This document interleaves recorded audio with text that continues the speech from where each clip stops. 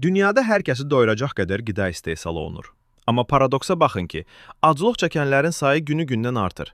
Bugün 822 milyon insan aclıqla üz-üzədir. Bunun səbəbi resurs yoxluğu deyil. Çünki dünyada hər gün 1 milyarddan çox pay qida birbaşa zibilə atılır. Bu ac qalan hər kəsi gündə ən az bir dəfə doyurmağa kifayət edən bir rəqəmdir.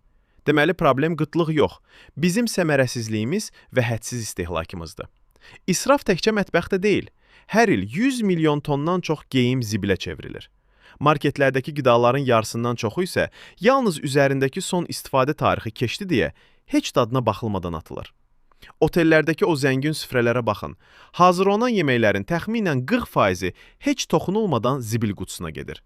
Sırf estetik görünsün deyə hər şeyi bol-bol qoyuruq, amma sonunu düşünmürük. Hətta cibimizdəki telefon işlədiyi halda sadəcə yeni modeli çıxdı deyə köhnəni kənara atırıq. Nəticədə hər il 50 milyon tondan çox elektron tullantı yaradırıq.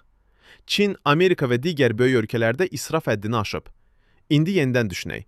Dünyada həqiqətənmi azlıq var, yoxsa sadəcə vicdanımız tox deyil?